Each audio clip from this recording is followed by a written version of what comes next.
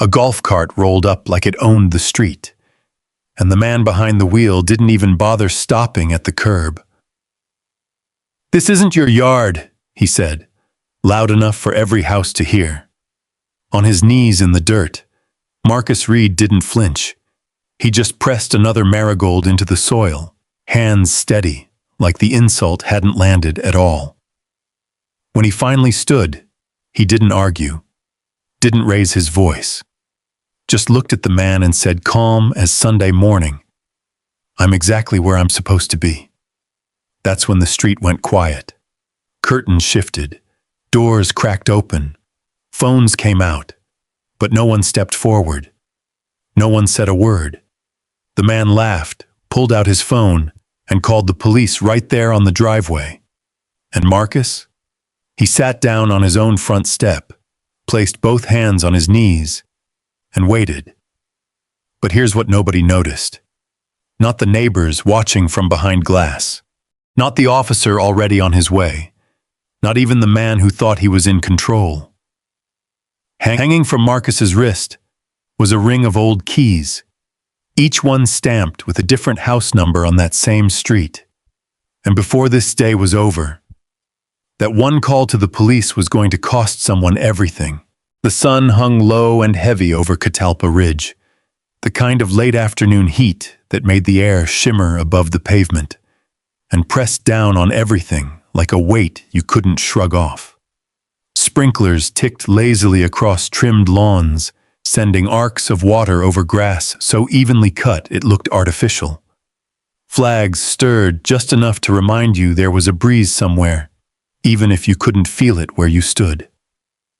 Marcus Reed was on his knees in the front yard of 4812, hands buried in dark soil, pressing a row of marigolds into place along the walkway. The earth was warm under his palms. He worked methodically, steady and quiet, like a man who knew exactly what he was doing and didn't need to rush to prove it. A thin layer of dust clung to his jeans. His t-shirt, faded and soft from years of wear, clung to his back. Sweat rolled down his neck, but he didn't wipe it away. He just kept planting. The street behind him was still, not silent, never silent. There was always something. A garage door humming open, a dog barking somewhere behind a fence, the distant low rumble of a lawnmower. But underneath it all, there was a kind of watchfulness that lived on streets like this, the kind that measured who belonged and who didn't. Marcus felt it before he heard anything. The shadow came first, stretching across the row of flowers he'd just planted. Long, uninvited. Then the sound. A golf cart, electric motor whining softly as it rolled over pavement, then bumping up onto the edge of the driveway without slowing down. Marcus didn't look up right away. He pressed one last marigold into the soil, firmed the dirt around its base with both hands, then sat back on his heels. The cart engine idled, close enough now that he could hear the faint rattle of something loose in the frame. "Since when do they let stray dogs dig around in people's yards?" The voice cut through the heat like something sharp. Marcus let out a slow breath. Not surprised, not startled, just confirmed. He reached for the small trowel beside him, set it neatly on the edge of the mulch bed, then peeled off one glove, then the other. Each movement deliberate, unhurried. Only then did he look up. Todd Miller sat in the driver's seat of the golf cart like he owned the street. Mid-50s, sunburnt skin pulled tight across his face, khaki shorts riding up over his knees, polo shirt tucked in just enough to suggest effort, but not discipline. One hand rested on the steering wheel, the other pointed lazily in Marcus's direction. "This isn't your yard," Todd said, louder this time. It wasn't just for Marcus. Marcus's eyes shifted past him. Curtains twitched in the house across the street. A front door down the block cracked open an inch. Someone stood behind a window, half hidden by the reflection of the sun. Watching. The whole street was listening now. Marcus pushed himself to his feet slowly, unfolding to his full height. He brushed the dirt from his hands, then from his jeans, small motions that said more than any words could. When he was done, he looked straight at Todd. "I'm exactly where I'm supposed to be," he said. His voice was even, calm, not raised, not defensive, just certain.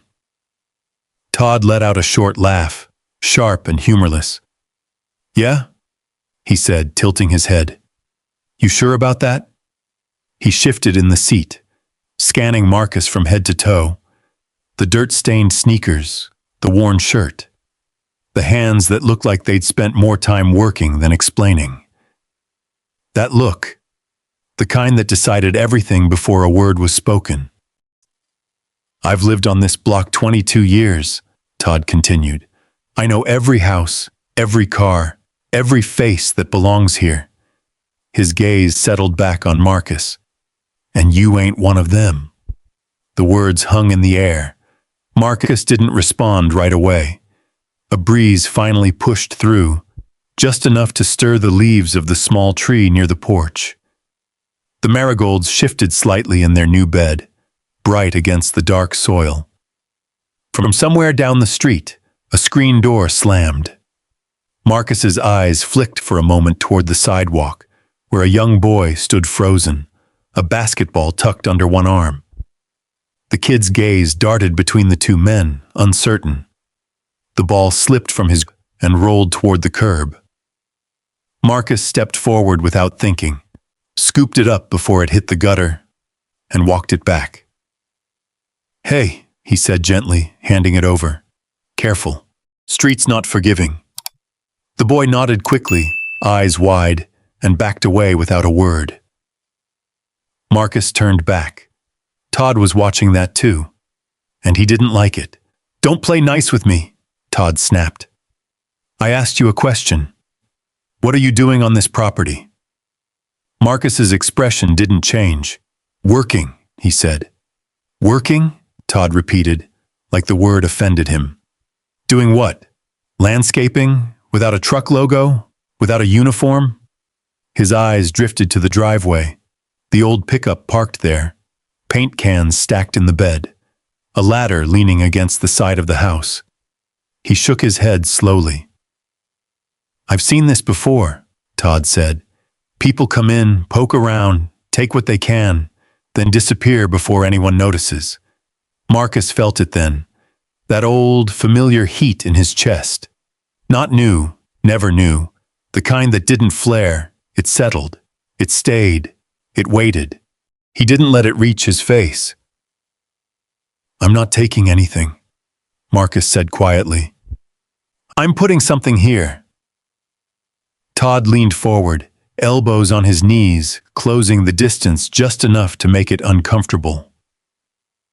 "You expect me to believe you own this place?" he said. Marcus met his eyes.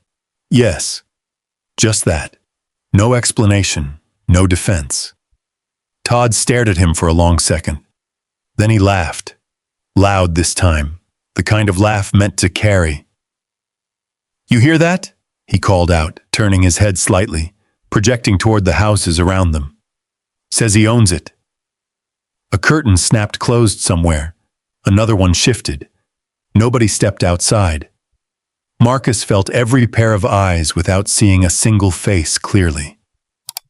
Todd reached into his pocket, pulled out his phone, and stood up from the cart in one quick motion. "All right," he said, already dialing. "We'll clear this up real quick." Marcus didn't move, didn't reach for his own phone, didn't raise his voice. He just stood there, hands at his sides, shoulders relaxed, watching. Todd turned his back to him, pacing a few steps across the driveway as the call connected. "Yeah," he said, voice loud and clear. "I need an officer out here. Catalpa Ridge, 4812. He glanced over his shoulder at Marcus, then away again. "There's a man on the property who doesn't belong here," Todd continued. "Says he owns the place. I've never seen him before. He's got tools, a truck. I don't know what he's doing, but it doesn't look right. Marcus listened. Every word, the way the sentence was built. What came first? What mattered? A man doesn't belong. The rest just filled in around it. Todd paused, then added almost casually, "Yeah, I can't confirm what he's got on him.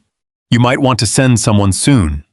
He ended the call and slipped the phone back into his pocket like he'd just taken care of something routine, like ordering lunch. He turned back, a small, satisfied smile settling on his face. "Go on," Todd said, gesturing toward the street. "You can head out now. Save yourself the trouble." Marcus looked at him for a long moment. Then, without a word, he walked past him. Not toward the street. Toward the front steps. He sat down slowly on the edge of the porch, placed his hands on his knees, and stared straight ahead. Waiting. Behind him, the front door remained closed. Inside, unseen, a faint movement passed across the window. On Marcus's wrist, the old ring of keys shifted as he settled, metal tapping softly against metal. 5 keys, 6 maybe, each one stamped with a different number. They caught the light for just a second, then went still.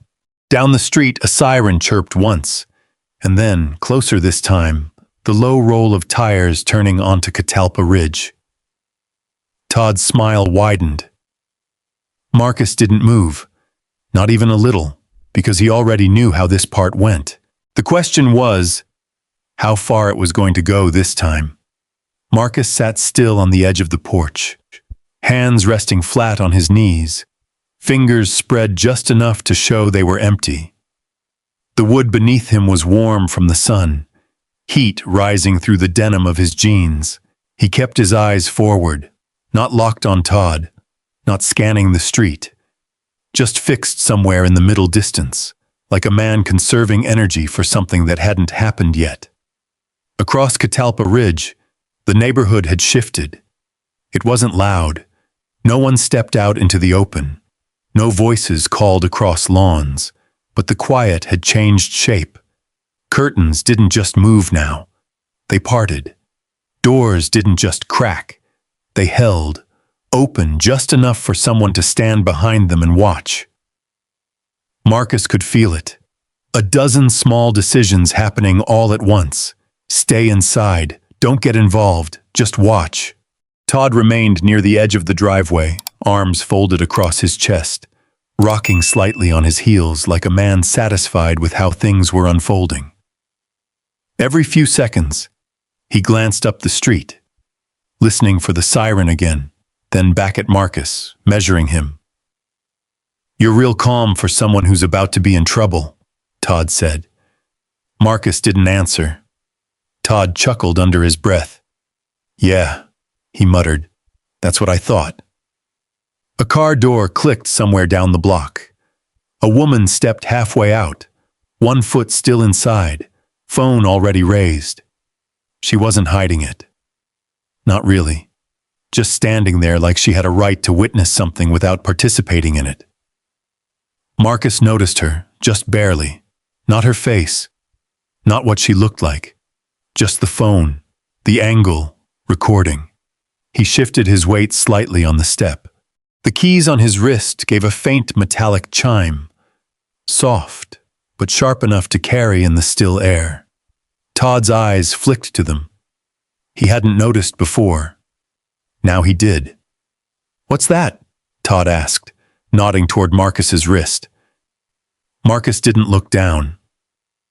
"Keys," he said. Todd snorted. "Yeah, I can see that. Question is, keys to what?"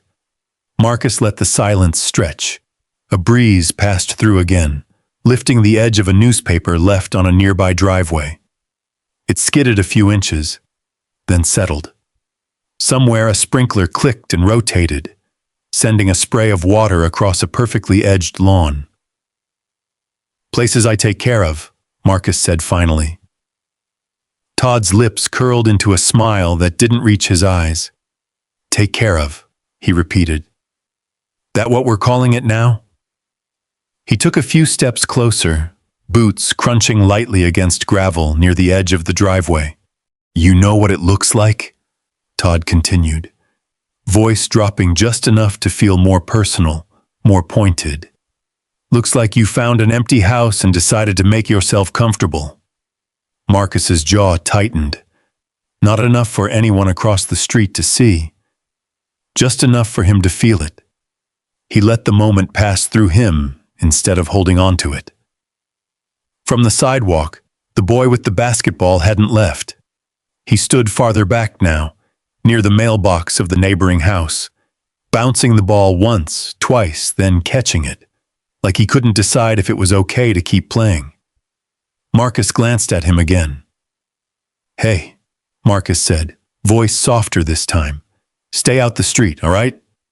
The boy nodded quickly, clutching the ball to his chest. Todd let out a short, incredulous laugh. You giving safety tips now? He said. That's real nice.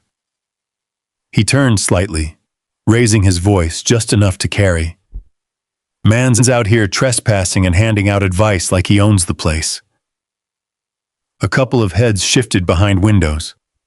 Marcus didn't rise to it, didn't even look at him. Instead, he leaned forward just a fraction, elbows resting loosely on his thighs, hands still visible. The posture wasn't submission, it was calculation, the kind you learned after the first time something like this went wrong. From 2 houses down, a screen door opened wider. An older man stepped onto his porch, gray hair, thin frame, a glass of iced tea in his hand. He didn't come closer, didn't call out, just stood there watching. Marcus recognized him. Last fall, storm damage, broken shingles, a ladder that wasn't tall enough. Marcus had been the one who climbed up and fixed it. Didn't charge him, didn't leave a card.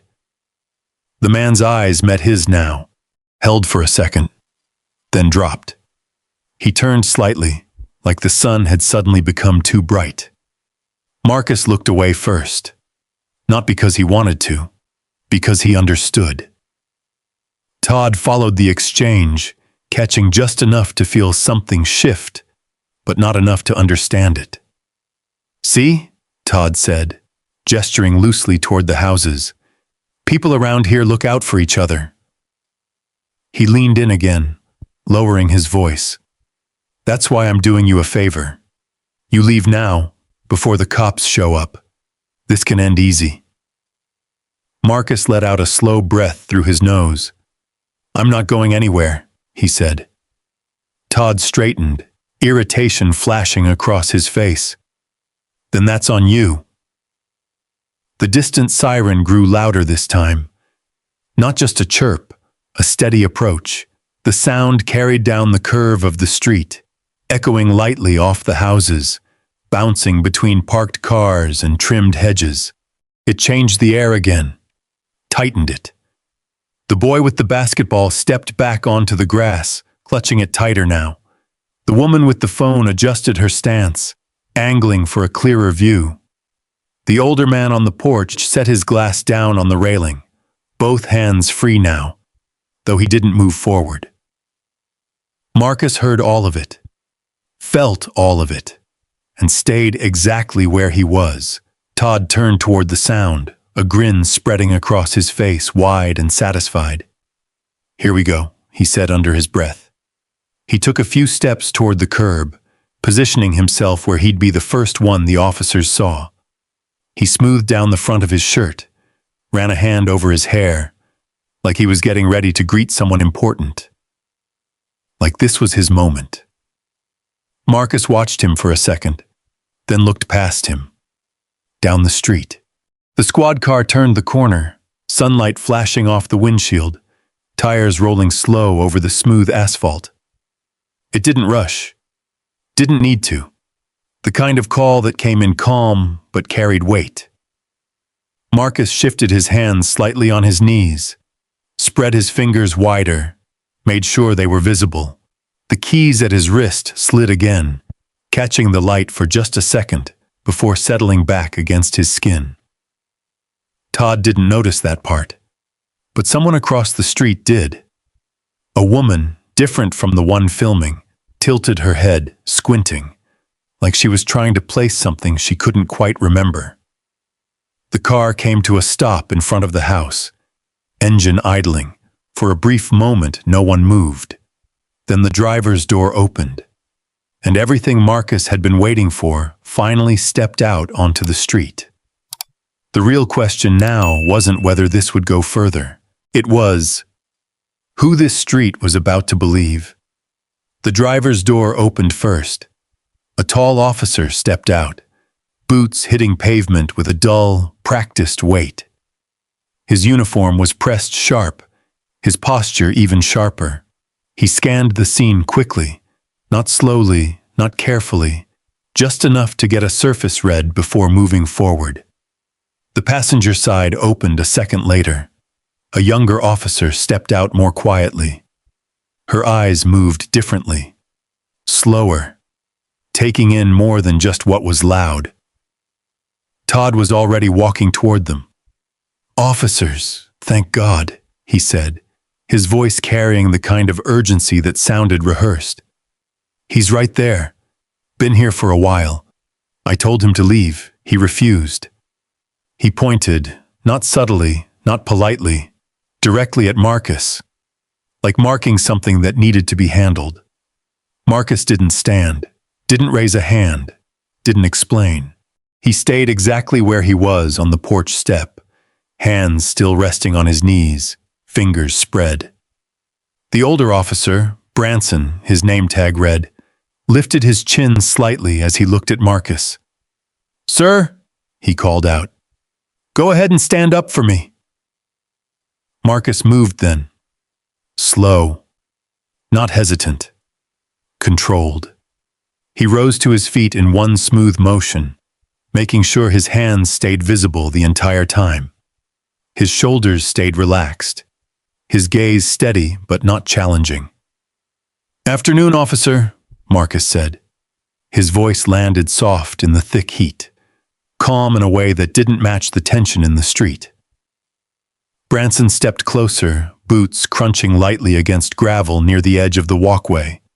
His hand rested near his belt. Not on anything, just close enough to matter. "We got a call about someone trespassing," Branson said. "Mind telling me what you're doing here?" Todd didn't wait. "He's lying," Todd cut in. "Says he owns the place. I've lived here 22 years, never seen him before." Branson held up a hand without looking back. "I'll handle it, sir." But the words were already in the air. Marcus felt them settle. He nodded once. "My name's Marcus Reed," he said. "I'm working on the property." "Working," Branson repeated, like testing the word. "For who?" Marcus met his eyes. "For myself." A small pause. Branson's expression didn't change much, but something tightened just slightly around the edges. "You got ID on you, Mr. Reed?" "Yes, sir." Marcus didn't move right away. "My wallet's in my back pocket," he said. "I'm going to reach for it slowly." The words came out practiced, measured. Not because he was unsure, because he knew exactly how this part worked. Branson gave a short nod. "Go ahead."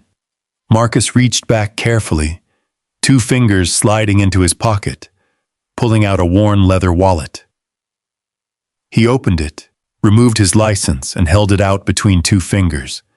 Branson took it, glanced down, then looked back up at Marcus. "This address doesn't match," he said. Marcus nodded.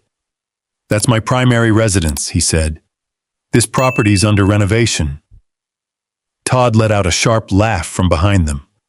"See?" he said. "I told you. Doesn't even live here." The younger officer, Moore, shifted slightly, her eyes moving from Todd to Marcus, then to the house, the yard, the neat line of freshly planted marigolds. She noticed things, the tools laid out carefully, not scattered. The latter positioned securely against the side of the house. The mulch bags stacked in even rows. This didn't look like someone passing through. But she didn't speak. Not yet. Branson handed the license back. "You got anything with this address on it?" he asked.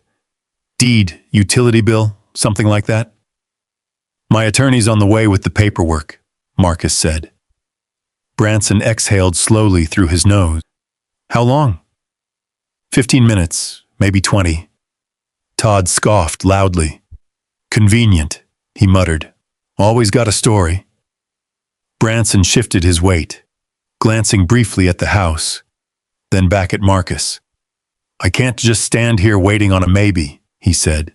"Not on a trespass call." Marcus didn't respond, didn't argue. He just stood there, steady.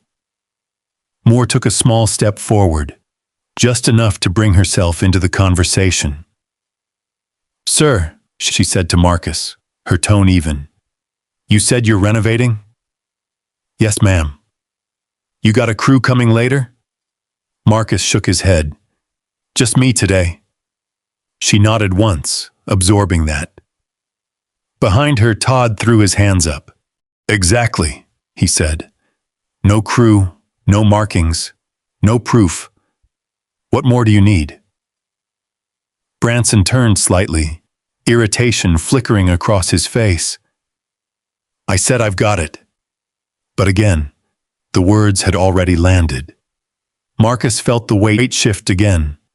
Not dramatically, just enough. Branson looked back at Marcus. "Tell you what," he said. "Why don't we take a quick look inside? Just to verify you've got access. Won't take long." Marcus didn't hesitate. "No." The word came out calm, clear, firm. Branson blinked once. "No, no, sir," Marcus said. "You don't have a warrant, and I'm not giving consent to a search." The air tightened. Even the breeze seemed to stop. Todd laughed again, louder this time, stepping forward just enough to be heard clearly. "If you've got nothing to hide, why not let them in?" he said. Marcus didn't look at him, didn't even acknowledge the voice. He kept his eyes on Branson. "I've told you who I am," Marcus said. "My attorney is on the way. I'll wait." Branson's jaw shifted slightly. He wasn't used to that. Not the refusal, the calm, the lack of fear. Moore watched both men carefully, watched the distance between them, watched Marcus's hands, still visible, still steady, watched Todd, restless, agitated, feeding off the tension. And then she noticed something else. Denise, standing just inside the doorway now, screen door barely open, phone raised at chest level. Recording, not hiding it, not making a show of it either. Just documenting. Moore's eyes lingered there for a second longer than necessary. Then she looked back at Branson. He hadn't missed it either. His posture shifted, just slightly. More controlled now, more aware but not softer. He reached for his radio, unclipped it from his shoulder. "Dispatch," he said, voice flat. "Unit 2114. I've got a subject at 48112 Catalpa, refusing verification, questing additional unit." Marcus heard it. Every word, refusing verification. He let it pass through him, didn't react, because reacting wouldn't change what came next. The radio crackled back. "Copy that, 214. Branson clipped it back in place. Silence settled again. Heavy, expectant. Todd paced now, back and forth along the edge of the driveway, energy building in him like he needed something to happen. "Unbelievable," he muttered. "You see this? This is what happens." His voice trailed off, but the meaning didn't. Marcus stood there, still. The keys on his wrist shifted again as he adjusted his stance. A soft, metallic sound. Moore's eyes flicked down to them. Different numbers, different tags, more than one house. Her brow furrowed just slightly. Something didn't add up. But before she could say anything, a second siren echoed faintly in the distance. Back up, and just like that, the situation shifted again. Not calmer, not resolved, just deeper. The second siren didn't rush. It crept in, a low, distant wail that slid between houses, bounced off garage doors and parked cars, and settled into the street like something inevitable. Not loud enough to startle, but loud enough to remind everyone watching that this wasn't over. It was just getting started. Marcus didn't turn toward the sound. He didn't shift his stance. He didn't even blink. He had learned, somewhere long before this street, that the moment you start reacting to everything around you, you lose control of what happens next. So he stayed still, grounded, present. The first patrol car idled at the curb. The engine hummed. Heat rippled off the hood in soft waves. Branson stood facing Marcus, posture squared, shoulders set, the space between them holding a quiet tension that felt heavier now with every passing second. Todd paced behind him, restless. "See?" Todd muttered, not really to anyone in particular. "Back up. That tells you everything right there." No one answered. Across the street, the older man with the iced tea shifted his weight. He picked up the glass again, then set it back down without drinking. His fingers tapped lightly against the railing, a nervous rhythm he didn't seem to notice. The woman with the phone took a step closer to the edge of her driveway. Still filming, still silent. From inside the house, the faint creak of a floorboard carried through the open screen door. Denise had moved, not rushed, not panicked, just repositioned. She stepped onto the threshold now, one hand still holding her phone, the other resting lightly against the frame. She didn't speak, didn't call out Marcus's name. She just stood there, eyes sharp, taking in everything. Marcus didn't turn to look at her. He didn't need to. He knew she was there. The keys at his wrist shifted again as he adjusted his stance slightly. A soft clink of metal against metal. 6 keys, each one stamped with a different number. Moore heard it again. This time she didn't just glance, she looked. Really looked. The tags weren't random. They were clean, organized, purposeful. Her eyes moved from the keys to the houses, then back to Marcus. Something clicked. Not fully, not yet, but enough to unsettle what she thought she understood. Behind her, the second patrol car rolled into view, slower than the first. It turned onto Catalpa Ridge with a deliberate ease, tires whispering over pavement. The engine cut. For a moment, there was nothing. Then the doors opened. 2 more officers stepped out. Different energy, less urgency, more presence. Todd straightened immediately, like an audience had just doubled. "Officers!" he called out, waving a hand. "Over here!" Marcus felt the street tighten again. Not louder, just heavier. Branson took a step closer. "Mr. Reed," he said, voice firm now, "I'm going to ask you one more time. Do you have any documentation on you that proves you have a right to be here?" Marcus met his gaze. "No, sir," he said. "Not on me."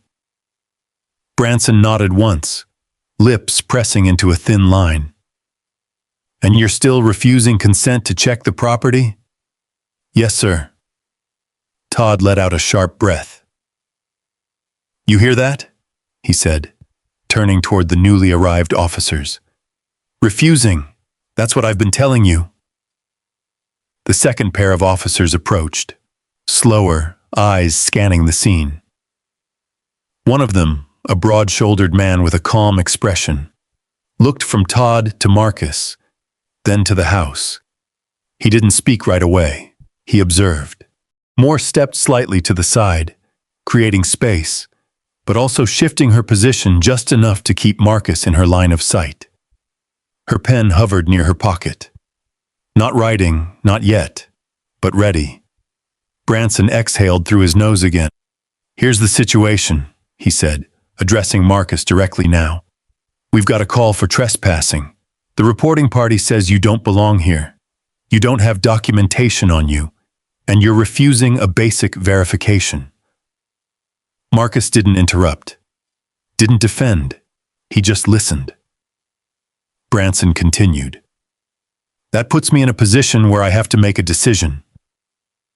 There it was, the line, the one that separated waiting from action. Todd folded his arms again, satisfaction creeping back into his expression. "About time," he muttered. Marcus felt the old weight settle in his chest again.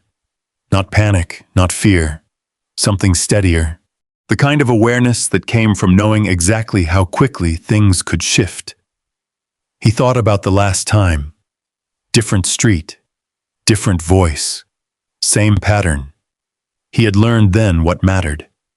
Hands visible, voice calm. No sudden moves, no sudden anything. Because in moments like this, perception moved faster than truth. And once it moved, it didn't always come back. Branson took another step forward. "Sir, I'm going to need you to—" "Officer," the voice came from behind him. Soft, clear, but enough to cut through everything else. Branson paused, turned his head slightly. Denise stepped fully onto the porch now. Not rushing, not raising her voice. Just present. Her phone was still in her hand, angled steadily. "I'd like to make something very clear," she said. Todd scoffed. "Oh, here we go." Denise didn't look at him. Her eyes stayed on Branson. "This entire interaction," she continued, "has been recorded from the moment Mr. Miller approached this property." The air shifted again. Subtle but real. Branson's posture adjusted, just a fraction. Not softer, but aware. Moore's eyes flicked to the phone, then to the small camera mounted beside the front door. Ring doorbell, recording, time-stamped, stored, everything. Todd's smile faltered for the first time. "Recording what?" he snapped. "A trespasser being asked to leave?" Denise didn't respond to him. She took one step down from the porch, measured, controlled. "The statements made," she said, still addressing Branson. "The description given to dispatch, and the actions taken here today, are all on record." Silence followed. Not empty, weighted. The second officer, the broad-shouldered one, shifted his stance slightly, his attention sharpening. Marcus didn't move, didn't turn, but he felt it. The shift, small but important. Todd felt it too, and he didn't like it. "Look," he said quickly, stepping forward again, voice rising. "I called because something didn't look right. That's what we're supposed to do, right? Keep the neighborhood safe?" No one answered him. Not immediately. Moore's gaze moved back to Marcus, then to the keys again, then to the houses, one by one, a pattern forming, incomplete. But there. Branson cleared his throat. "Ma'am," he said to Denise, "I understand. But we still have a situation here that needs to be resolved." Denise nodded once. "I agree," she said. Her voice didn't waver. "And it will be." She glanced briefly down the street. Marcus followed her gaze this time. Just for a second. Far down the road, past the curve of Catalpa Ridge, something dark moved into view. A vehicle, low, clean, coming steadily closer. Todd didn't notice. Not yet. He was too focused on the moment in front of him, too certain he understood how it would end. Marcus looked back ahead, hands still at his sides, breathing steady, because whatever came next was already on its way. The black sedan didn't rush. It moved like it had nowhere else to be, gliding along the curve of Catalpa Ridge with a kind of quiet certainty that didn't match the tension tightening the street. Sunlight slid across its windshield, catching for a second before fading as it rolled closer. But no one was looking at it yet. Not really. All eyes were still locked on Marcus, on Branson, on the space between them. Branson shifted his stance again, planting his feet more firmly now. The presence of additional officers behind him gave his voice a little more weight, a little more edge. "Mr. Reed," he said, tone measured but firm, "I need you to understand. This situation isn't going to resolve itself by waiting." Marcus didn't blink. "I'm not asking it to," he replied. Todd let out a sharp laugh behind them. "You hear that?" he said. "Son." Still playing calm, like that changes anything. Marcus didn't turn, didn't react. He let the words pass, because reacting to Todd wasn't the point. It never was. Branson exhaled, patience thinning just enough to show. "You've been asked for documentation," he continued. "You don't have it. You're refusing access, and the reporting party is claiming you're not authorized to be here." "That's correct," Marcus said. The words were simple, not defensive, just accurate. Branson's eyes narrowed slightly. "That's correct," he repeated. Marcus nodded once. "That's what's happening," he said. For a moment, no one spoke. Even Todd hesitated, thrown off just slightly by the lack of argument, the absence of pushback. Most people in this situation would try to explain, would try to convince, would talk faster, louder, harder. Marcus did none of that, and somehow that made it worse. Moore watched him closely now. Not just his words, his breathing, his posture, his stillness. There was no panic in him, no twitching hands, no shifting weight, no glances toward an exit. Just control. That didn't match the story being told. Branson glanced back toward Todd. "You said you've never seen him before?" he asked. "Not once," Todd replied immediately. 22 years. I know every face on this street." Behind him, the older man on the porch shifted again. His mouth opened slightly, then closed. The moment passed. Marcus saw it, felt it. But he didn't call it out, because calling it out wouldn't change what the man had already chosen. Silence. Moore stepped forward just a fraction. "Sir," she said to Marcus, her voice softer than Branson's. "How long have you been working on this property?" Marcus turned his head slightly toward her. 3 months, he said. 3 months, she repeated, almost to herself. Her eyes moved again. The marigolds, freshly planted. The soil still dark and damp. The ladder, the paint cans. Nothing rushed, nothing sloppy. This wasn't someone passing through. This was someone building something. She looked back at Branson. Didn't speak. But something in her expression shifted. Branson noticed, but he didn't follow it, not yet. Instead, he took one more step closer to Marcus. "Here's what we're going to do," he said. "You're going to come with us while we sort this out." The words landed heavier than anything that had come before, not loud, not aggressive, but final. Todd's face lit up. "There we go," he said under his breath. "Finally." Marcus didn't move, didn't step back, didn't step forward. He just stood there, still. "Am I being detained?" he asked. Branson hesitated, a fraction of a second. "Yes," he said. The word settled into the street like a stone dropped in water. Ripples. Silent, but spreading. Denise's grip on her phone tightened. She took one step further onto the porch. "On what grounds?" she asked. Her voice cut clean through the moment. Sharp, controlled.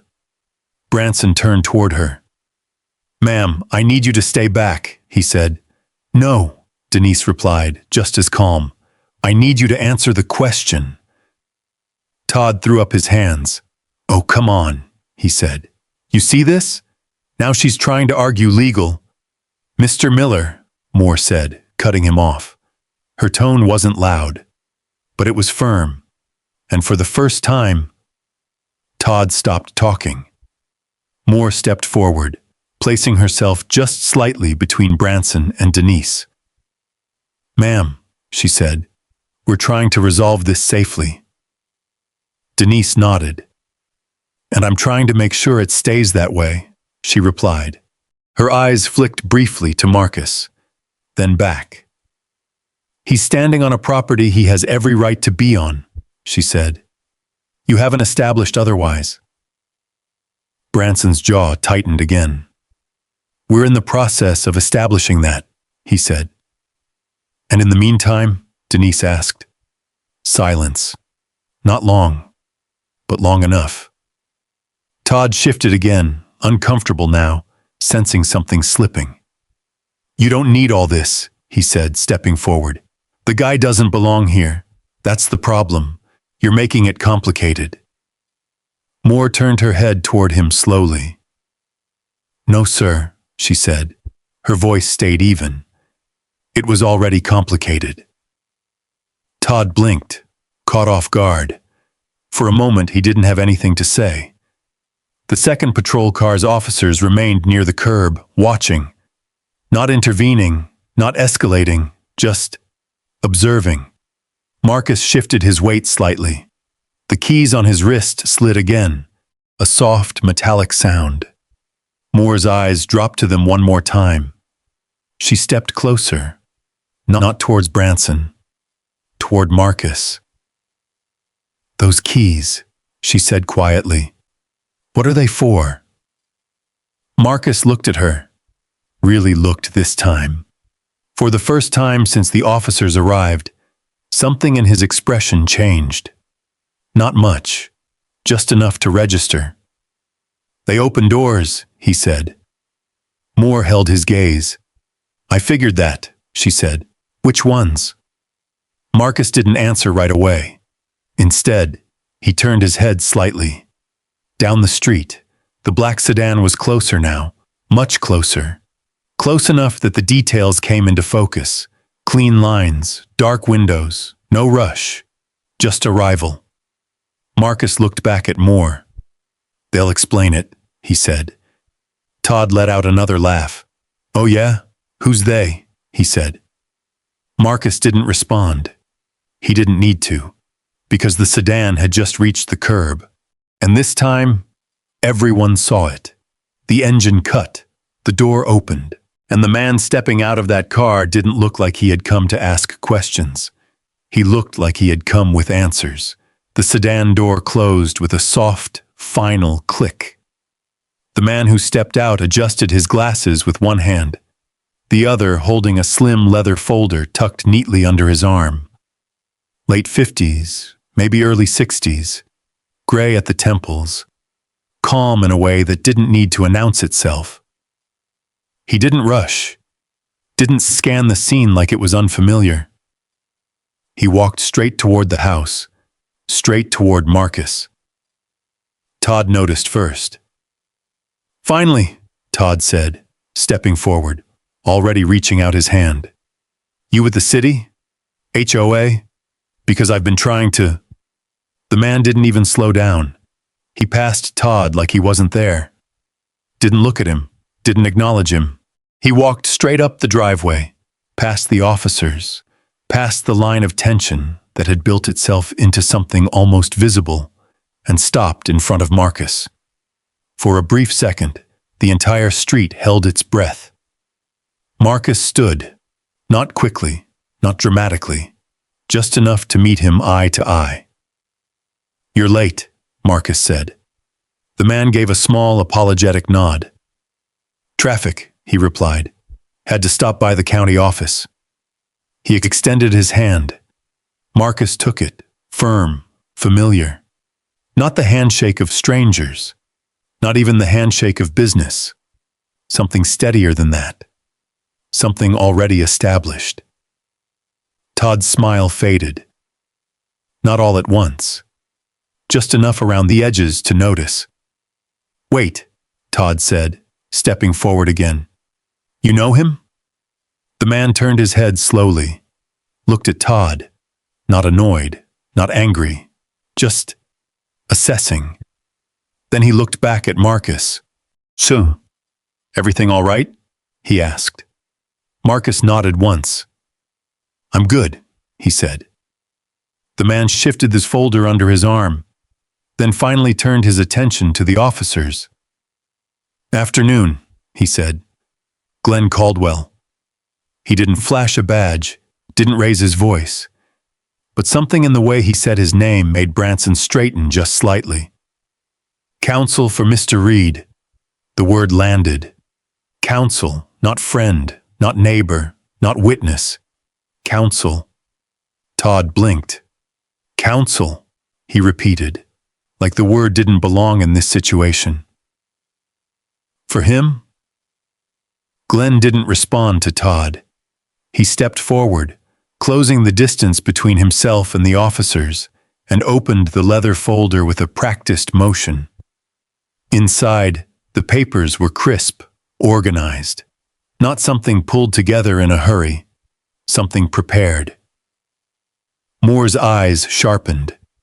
She shifted closer without thinking. Branson crossed his arms loosely, watching. "Officer," Glenn said, addressing him directly, "I understand there's been some confusion about this property." "That's one way to put it," Todd muttered. Still no response from Glenn. He removed a document, held it up. Not dramatically, just clearly enough. "This is the recorded deed for 4812 Catalpa Ridge," he said, "filed 18 months ago." Branson stepped forward, taking the paper. His eyes moved across it. Once, then again, slower. Moore leaned slightly to get a better look. Todd stood frozen, trying to read their faces. "Well," Todd said, "what does it say?" No one answered him.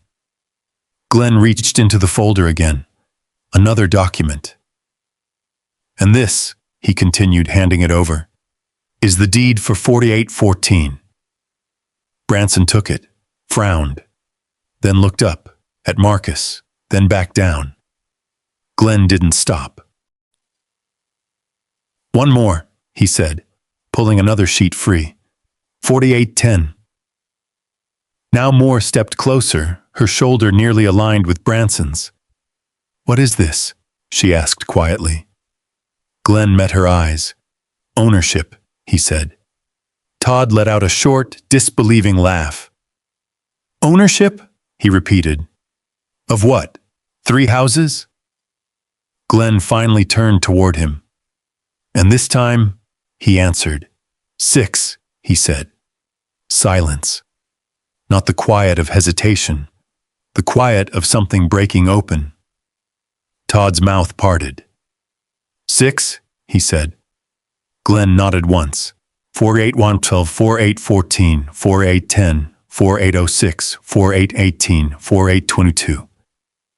He said each address slowly, clearly, like placing pieces on a board. Moore's eyes widened just slightly. Her gaze moved across the street. One house, then another, then another. The pattern she had felt earlier snapped into place. The keys, the numbers, the properties. Marcus stood still beside Glenn, hands at his sides, expression unchanged. He didn't look at Todd. Didn't watch the realization land. He had already lived that moment, many times. Todd took a step back. Just one. like his body moved before his mind caught up. "That's not," he started. "That doesn't make sense." Glenn tilted his head slightly. "It doesn't need to make sense to you," he said. "It just needs to be accurate." Todd's eyes darted to the officers. "Are you serious right now?" he demanded. "You're just going to take his word for it?" Branson didn't answer right away. He looked down at the documents again, then at Marcus, then at the house behind him. The marigolds, the ladder, the paint cans, everything that had been there the whole time. Everything that hadn't fit the story he was given. Moore spoke first. "Sir," she said to Glenn, "you're saying Miss Reed owns all of these properties?" "Yes," Glenn replied. "Through a company," he added. "Underwood Property Group." Todd shook his head. "No," he said. "No, I've lived here 22 years. I would know if someone owned half the block." Glenn looked at him again. This time there was something colder in it. "You've lived here," he said. "That doesn't mean you've been paying attention." The words hit harder than anything shouted earlier. Todd opened his mouth, closed it. Behind him across the street, the older man on the porch sat down slowly, like his legs couldn't hold him anymore. The woman filming lowered her phone just a fraction. Not because she wanted to stop, because she needed to process what she was seeing. Marcus finally shifted his gaze, not to Todd, not to the officers, but to the street itself, the houses, the doors, the people behind them, all the quiet, all the watching, all the moments that had led here. Then he spoke. Not loud, not sharp, just clear. "I didn't come here to prove anything to anyone," he said. His voice carried, soft, but steady. "I came here to build something." Todd stared at him. For the first time since the beginning, he didn't have a response ready. The street didn't move, didn't breathe. It just listened.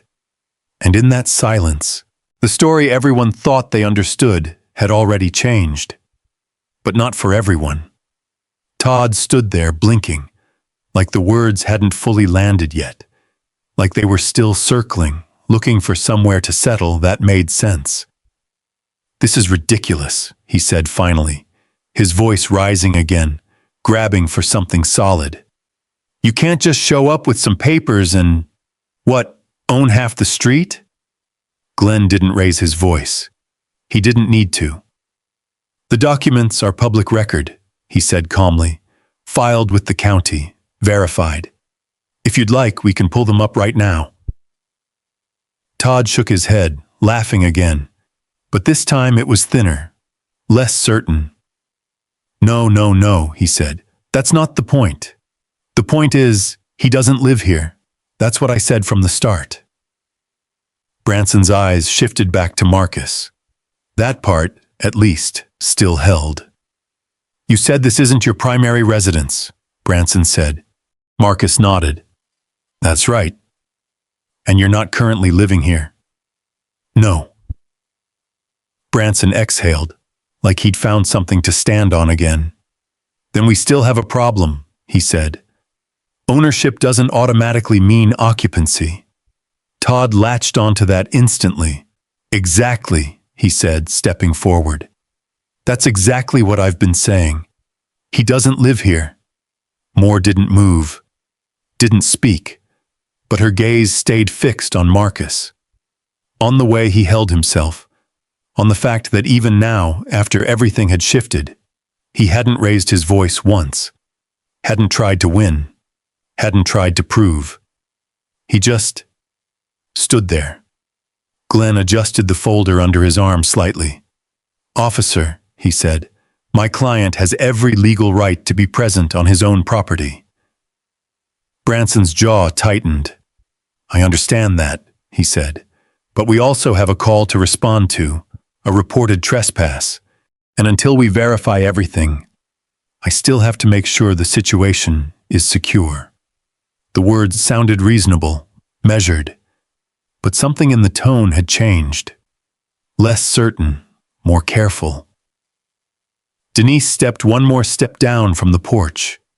Her phone never lowered. "You've seen the documents," she said. "You've heard the explanation. What exactly are you still trying to secure?"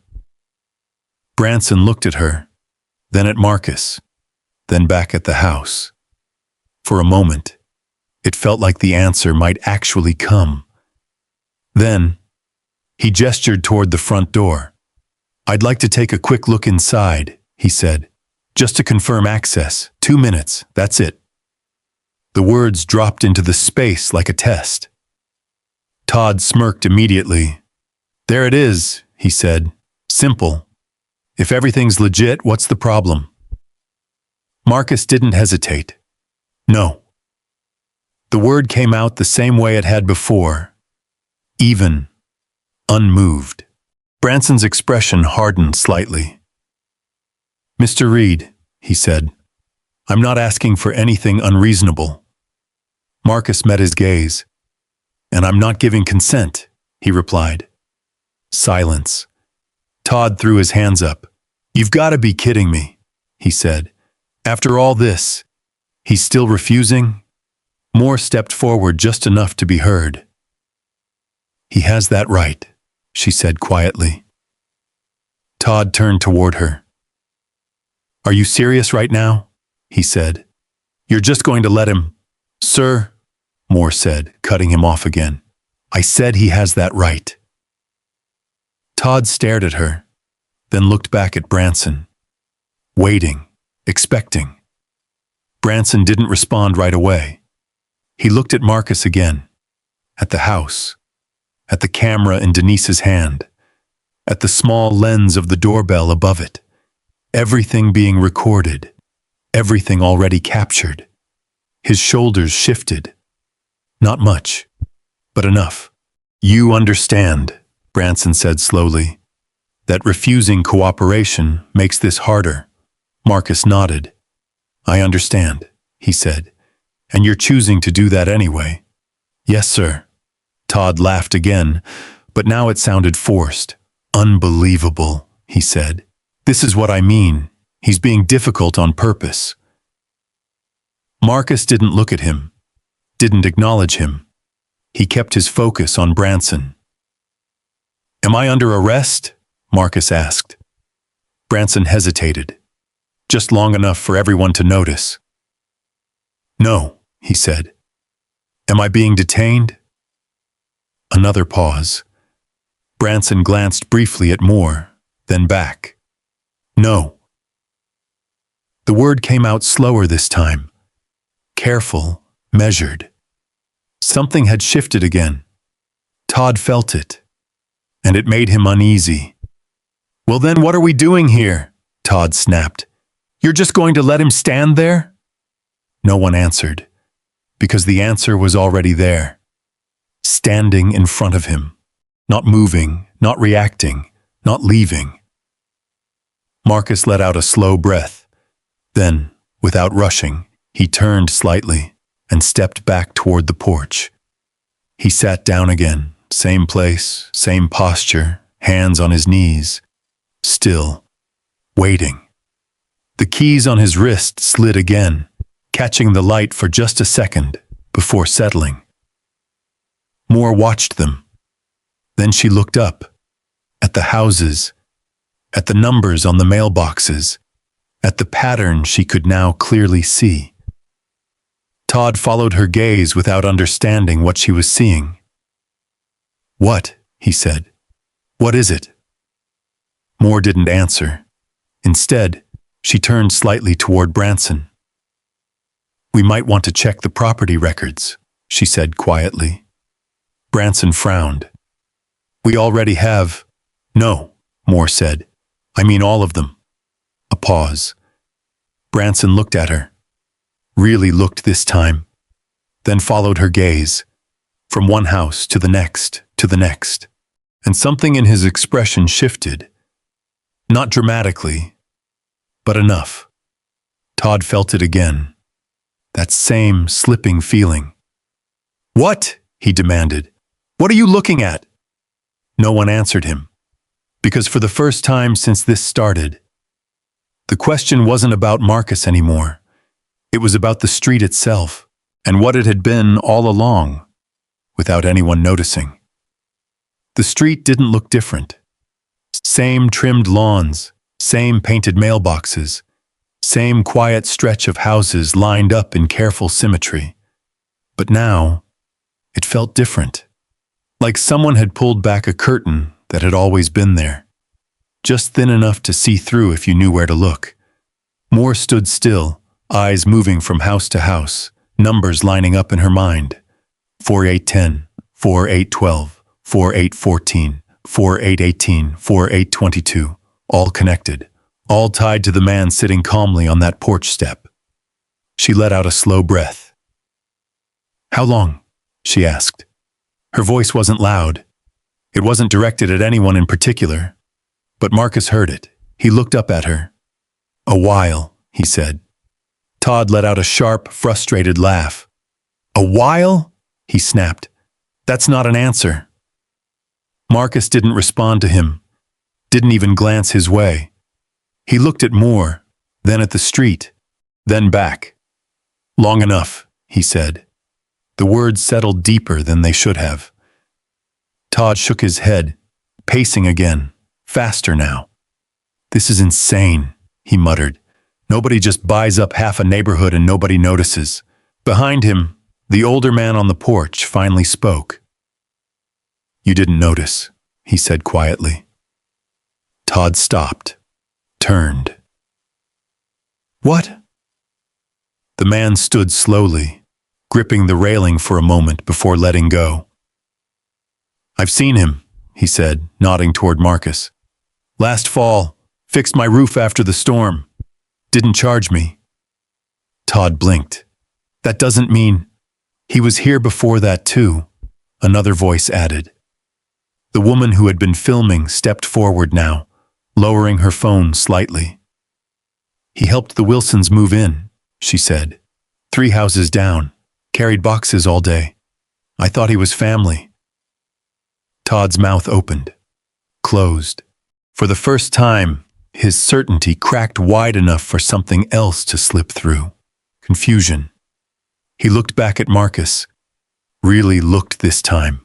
Not just at the clothes, not just at the dirt on his hands, but at the way he stood, at the way he hadn't raised his voice once, at the way he hadn't needed to. Branson cleared his throat. "Mr. Caldwell," he said, turning to Glenn, "you're saying your client owns 6 properties on this street." "That's correct. And he's currently renovating them." "Yes." Branson nodded slowly, then glanced at Marcus. "And you've been doing this work yourself?" Marcus gave a small shrug. "Some of it." "Why?" Todd blurted out before anyone else could speak. The question came out louder than he intended, more raw. "Why would you do it yourself if you've got, 6 houses?" he said. "That doesn't make any sense." Silence followed. Marcus didn't answer right away. He looked down at his hands, the dirt under his nails, the faint lines of old scars across his knuckles. Then he looked back up. "Because I can," he said simply. Todd shook his head again, but slower this time. "That's not a reason." Marcus tilted his head slightly. "It is for me." The words didn't challenge, didn't explain. They just stood there. Moore watched him. There was something in that answer. Something unfinished. Something that pointed to a story that hadn't been told yet. Glenn stepped forward slightly. "If there are no further questions about ownership," he said, "I'd suggest we start wrapping this up." Branson nodded, but he didn't move. "Not yet." He looked at Marcus again. Something about the situation still sat with him, something beyond the paperwork. "You said you don't live here," he said. "That's right." "So why this block?" Branson asked. Why these houses? Todd scoffed. Yeah, he said. I'd like to hear that too. Marcus held his gaze. For a moment, it looked like he might not answer. Like he might just let the question hang there. But then, he stepped off the porch. Slowly, deliberately. He moved past Branson, past Glenn, stopping just short of the edge of the walkway, facing the street, facing the houses, facing the people behind the doors and windows. When I was a kid, Marcus said, his voice steady, my grandmother lived 3 streets over.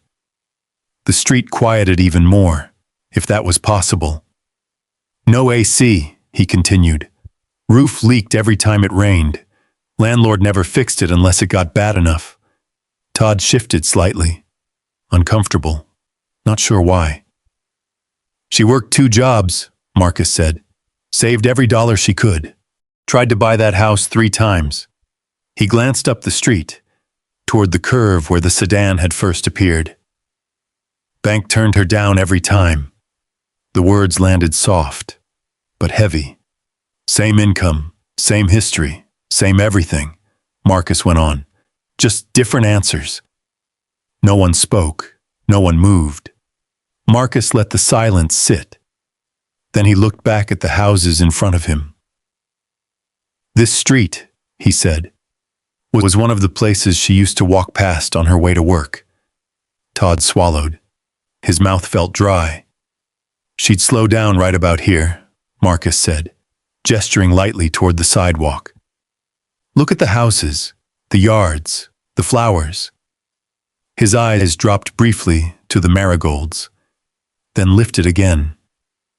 And she'd say, one day, somebody who looks like us is going to live here. The street held its breath. Marcus looked at Todd then, not angry, not accusing, just present. She didn't live to see it, he said. The words didn't echo. They didn't need to. They just stayed. Todd looked away first. His eyes dropped to the ground, then shifted toward the houses, then back again, like he couldn't find a place to settle them. Moore felt something tighten in her chest. Not guilt. Not exactly. Something closer to understanding. The kind that comes too late to change what already happened. Branson stood still, hands at his sides now. No longer near his belt, the second pair of officers remained by the car, quiet, watching. No one rushed to fill the silence. No one tried to explain it away, because there wasn't anything left to explain. Marcus stepped back, returned to the porch, sat down again, same place, same posture, hands on his knees. Still, like he had been there the entire time, because he had, and now, everyone else was finally starting to see it. Not all at once, not clean, not comfortable, but piece by piece, like something coming into focus after you've been looking at it wrong for too long. The street didn't move. Nobody stepped forward. Nobody apologized. Not yet. They just stood there, watching the man they had already decided didn't belong, now sitting on the porch of a house he owned, on a street that was, slowly, revealing it had been his all along. Todd shifted his weight, restless again, but this time it wasn't confidence driving him. It was pressure, something closing in. This doesn't change what happened, he said, his voice sharper now, reaching for control. You showed up here looking like... He stopped. The sentence didn't finish.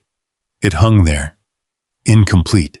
Because finishing it now, out loud, with everything on record, with every eye watching, felt different than it had 20 minutes ago. Denise took one step forward, not aggressive, not loud, but deliberate. Looking like what, Todd? She asked. Her voice was calm, but it didn't leave room to hide. Todd swallowed, his mouth opened, closed. Then he looked away. I'm just saying, he muttered, weaker now. This whole thing could have been avoided if he'd just explained himself. Marcus didn't react, didn't nod, didn't shake his head. He just sat there, still, letting the words fall where they wanted to. Glenn closed the folder slowly, the soft snap of leather echoing faintly in the silence. "Mr. Miller," he said, "my client is not required to justify his presence on property he legally owns." Todd scoffed, but it didn't carry the same weight. "That's easy for you to say," he muttered. Moore stepped forward again, her eyes still moving across the street. "Those addresses," she said quietly, almost to herself. 4810, 4812, 4814. She turned toward Glenn. "You said 6 properties." "Yes.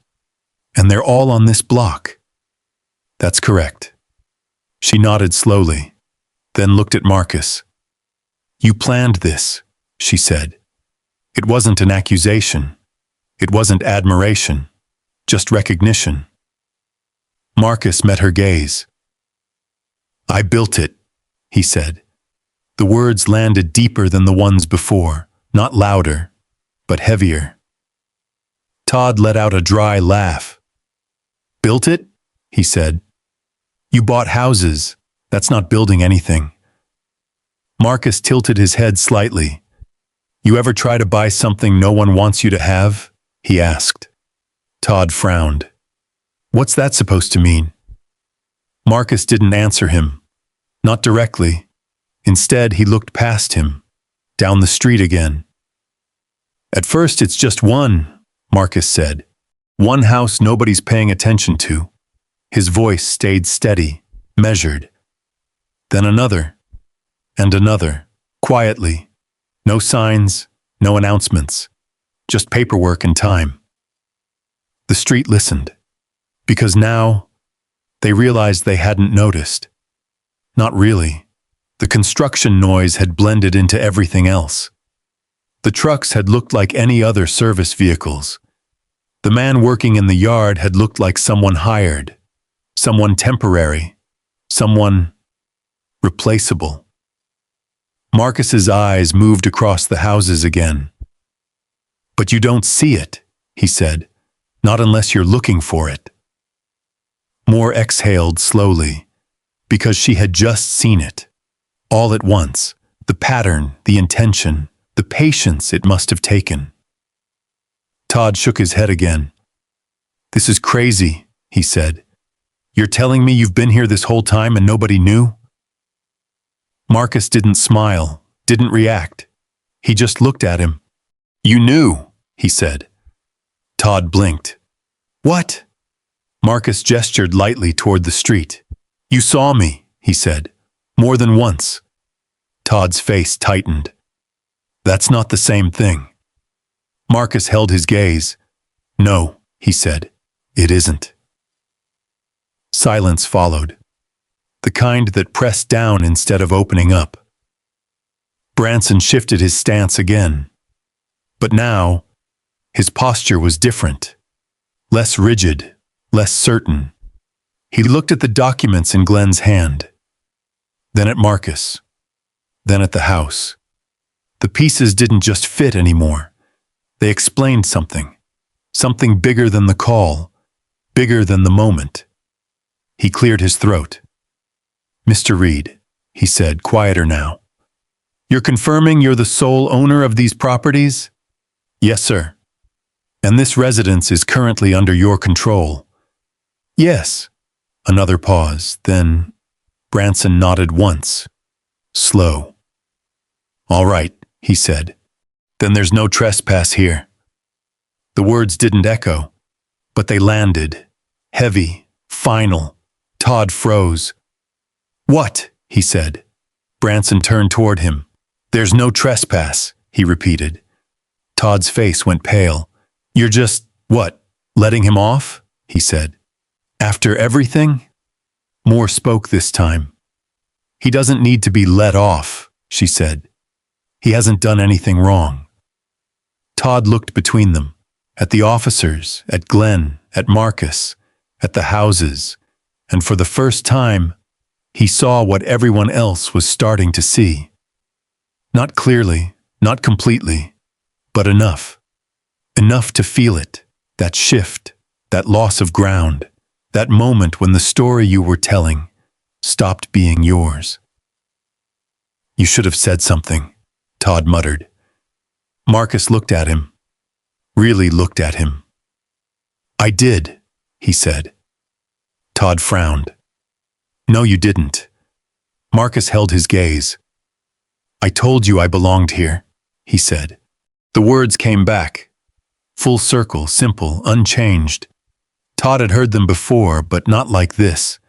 Not with everything else standing behind them. He opened his mouth. Closed it. Because now, there wasn't anything left to argue.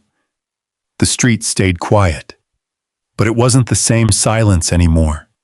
It wasn't distance. It wasn't avoidance. It was something else.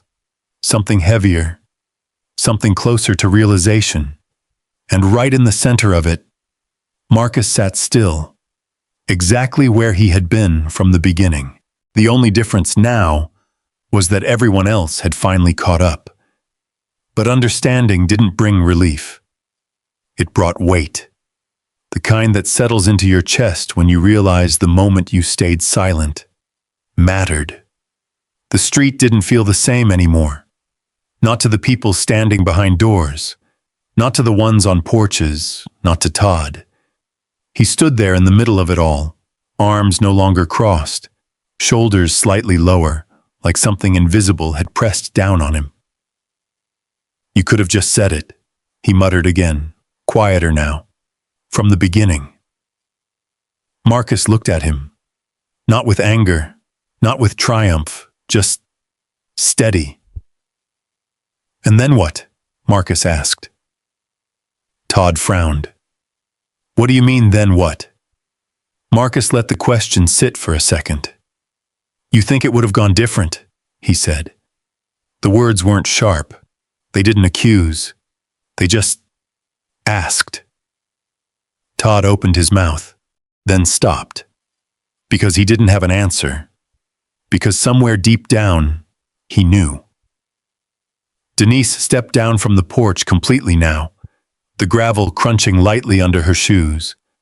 Her phone was still in her hand, still recording, but her presence had shifted. Less defensive, more grounded. She stood beside Marcus, not in front, not behind, with him. Glenn remained just off to the side, quiet again, his role fulfilled. Moore exhaled slowly, her shoulders dropping just a fraction. What are you building? She asked. Her voice was softer now. Curious, not suspicious. Marcus looked at her, then at the houses again. For the first time, he didn't answer right away because he was choosing not to. He answered because the moment had finally reached it. This block, he said, was never meant to stay the way it was. The words carried. Not loud, but clear. Branson shifted slightly, listening now instead of leading. Marcus continued. 3 of these houses are already set aside, he said. First-time buyers. Families that got turned away from places like this before. Todd's head lifted slightly. What? He said. Marcus didn't look at him. They'll come in below market, he said, through a land trust, long-term ownership, stability. Moore's eyes widened just slightly. That's not typical, she said. Marcus nodded. It's not supposed to be. The breeze picked up again, moving through the trees, brushing against the marigolds that had been planted just minutes ago. They held steady. Todd took a step back, then another, like he needed space from something he couldn't name. So you're just giving houses away? He said. Marcus shook his head. No, he said. I'm giving people a chance. The words landed differently. They didn't challenge. They didn't defend. They just existed. Todd looked around the street, at the houses he had watched for years, at the neighbors who had always felt familiar, at the order of things he thought he understood. And for the first time, it didn't feel as fixed as it used to. The older man on the porch cleared his throat. "I didn't know," he said quietly. Marcus looked at him. "I didn't expect you to," he replied. The man nodded slowly. His hands gripped the railing again, but this time not out of nerves, out of something closer to regret.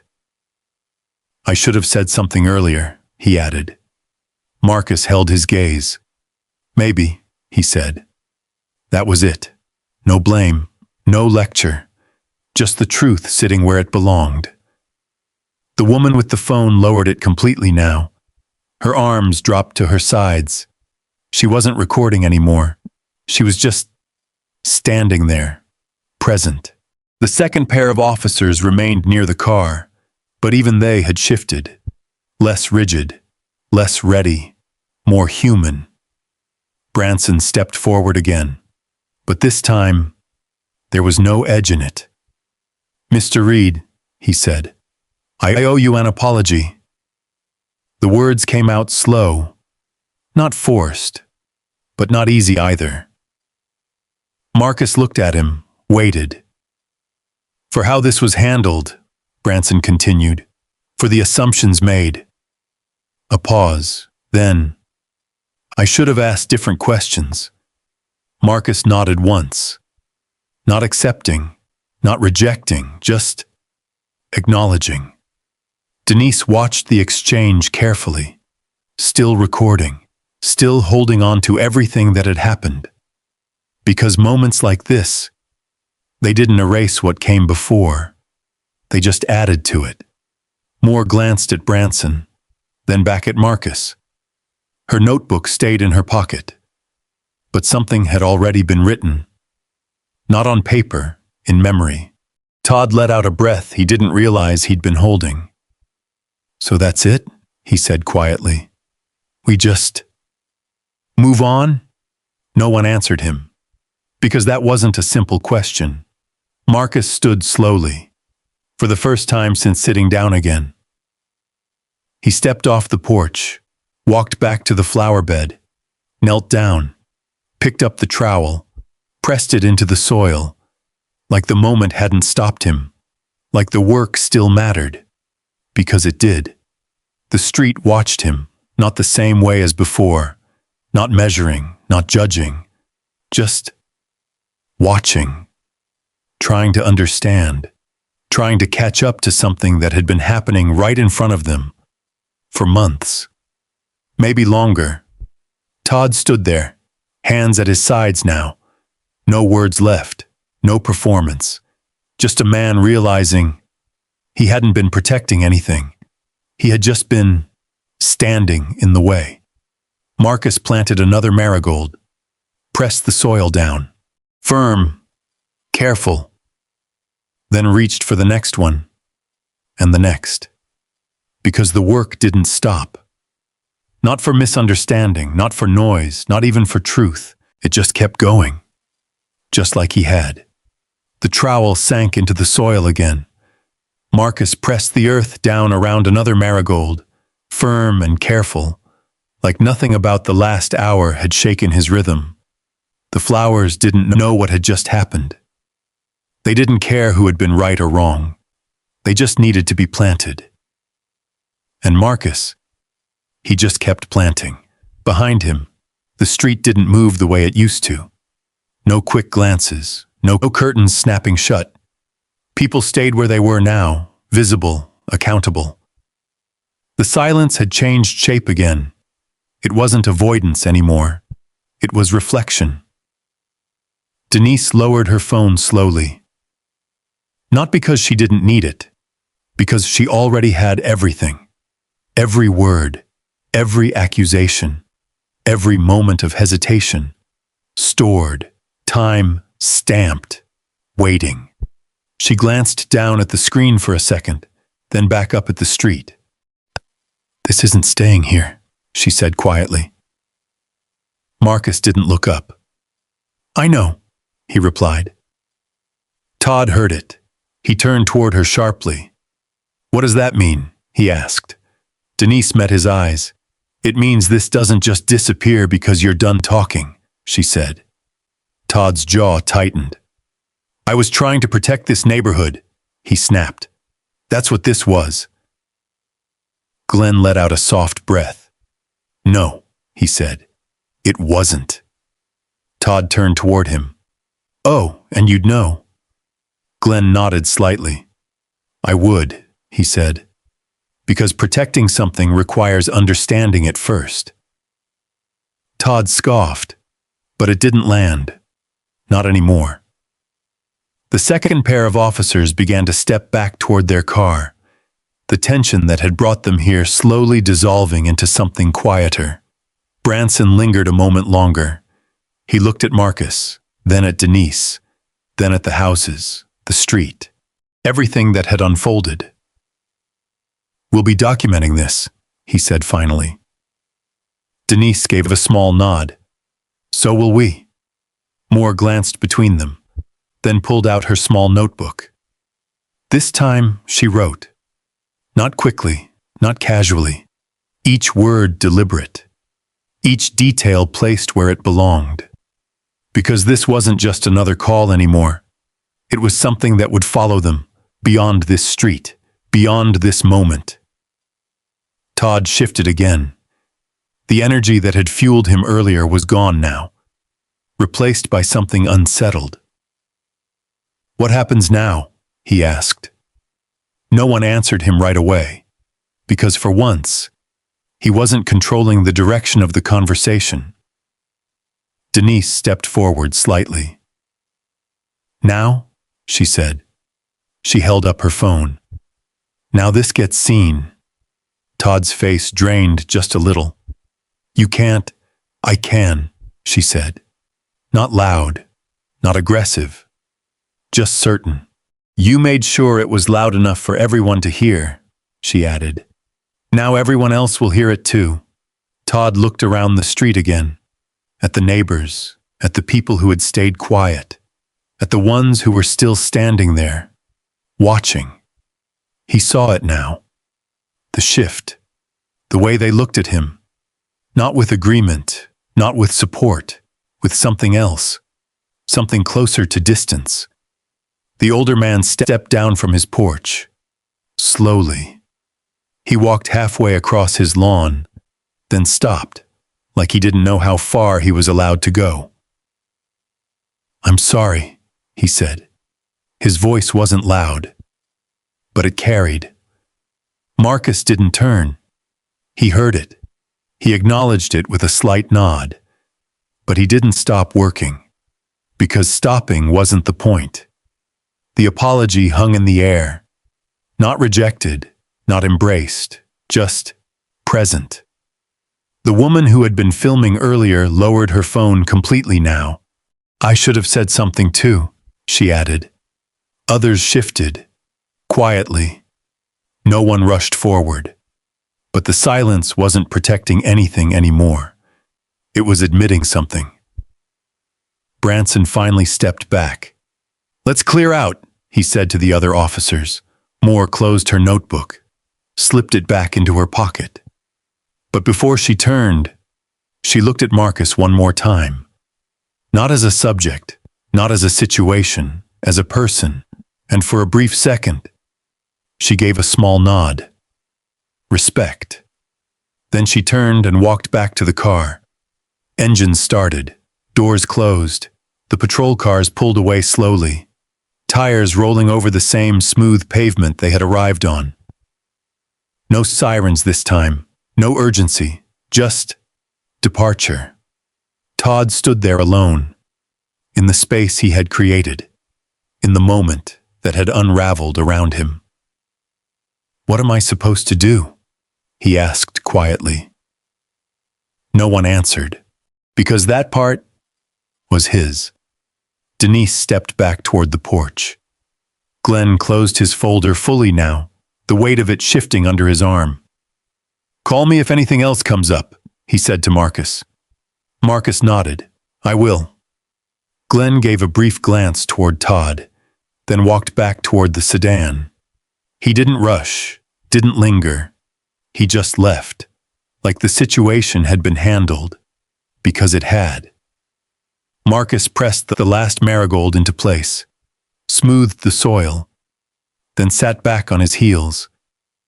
For a moment, he looked at the row of flowers, bright, even, alive.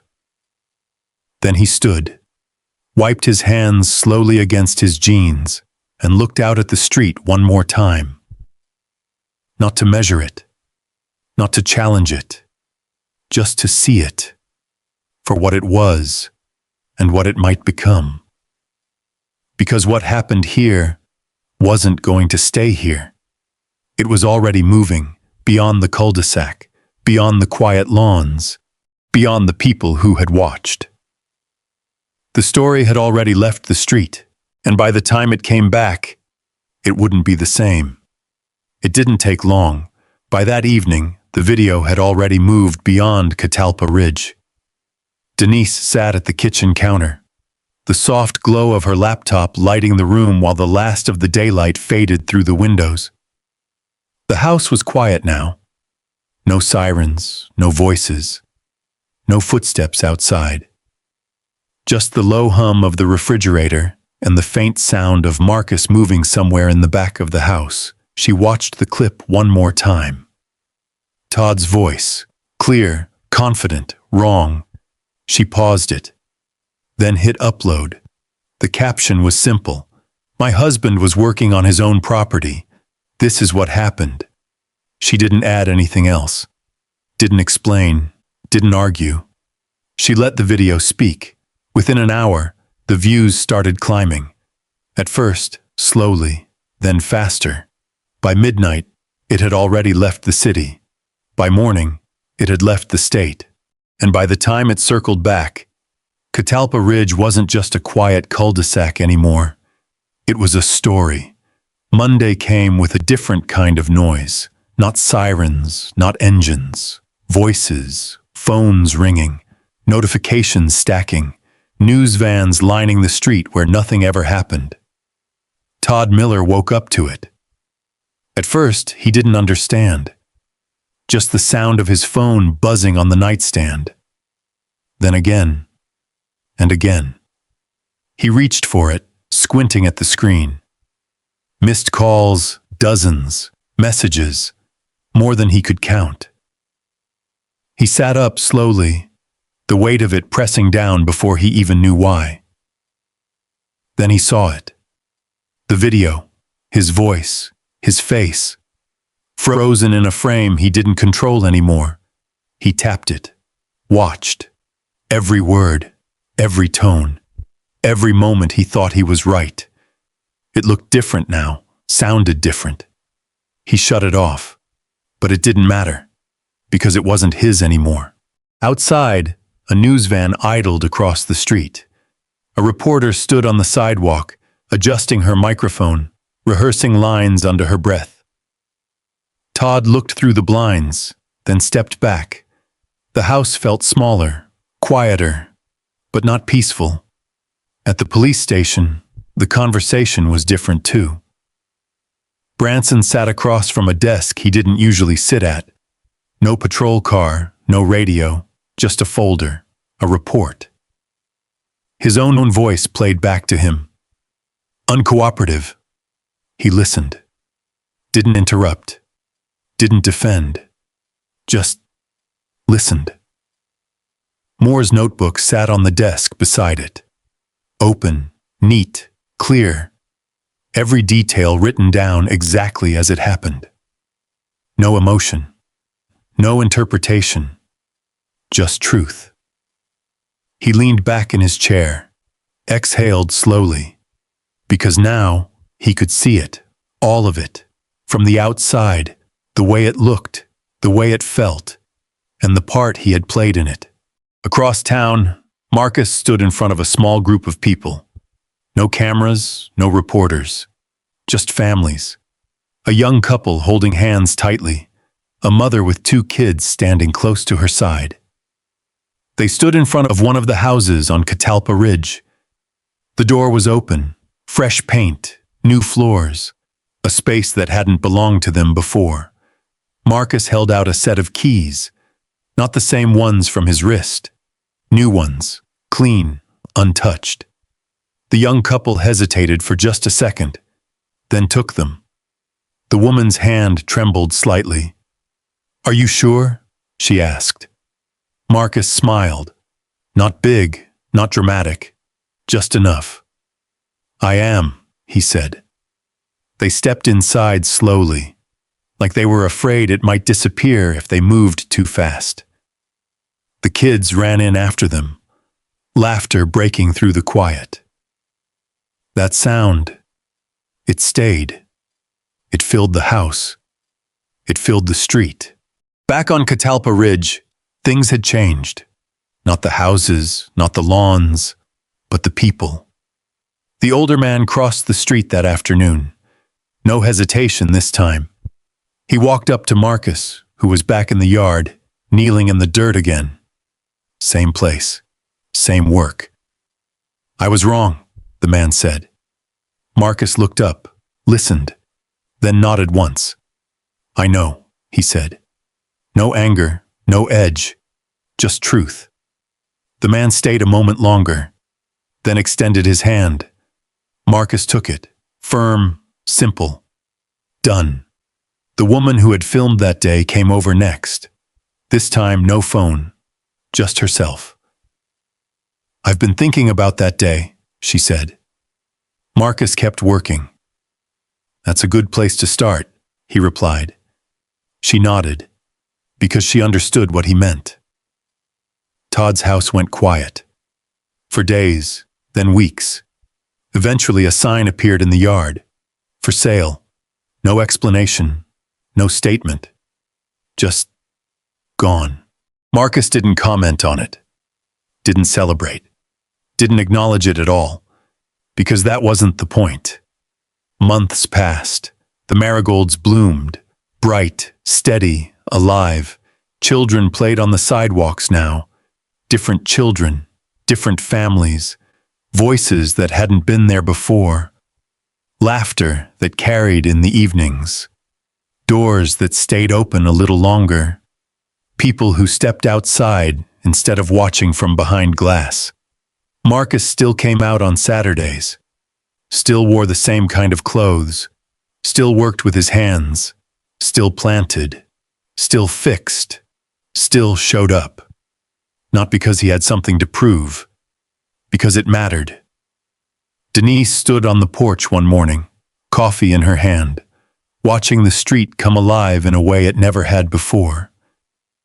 She glanced at Marcus, then at the houses, then back again. "You changed it," she said quietly. Marcus shook his head. "No," he replied. He pressed another flower into the soil. "I just gave it a chance to change." The breeze moved through the yard again, brushing over the flowers, the grass, the open doors. Nothing dramatic, nothing loud, just life. And right there in the middle of it, Marcus Reed knelt in the dirt, hands steady, eyes calm, building something that no one could take away. Not because of what it looked like, but because of what it meant. And the street, finally, understood. Marcus Reed didn't raise his voice, didn't argue, didn't prove anything. He just kept planting those marigolds in the same soil where he was once told he didn't belong. Sometimes, the real cost of judgment isn't what you say. It's what you fail to see until it's too late. And sometimes, the people we question the fastest are the very ones quietly building something greater than we ever imagined. So today, pause for the second before you assume. The next time you see someone like Marcus, don't look at what they wear. Look at what they're doing, and give them the space to belong without having to prove it. Have you ever witnessed a moment where someone was judged too quickly and you stayed silent? Tell me honestly below. And if this story made you think a little deeper, stay with me, because the next one might hit even closer to home.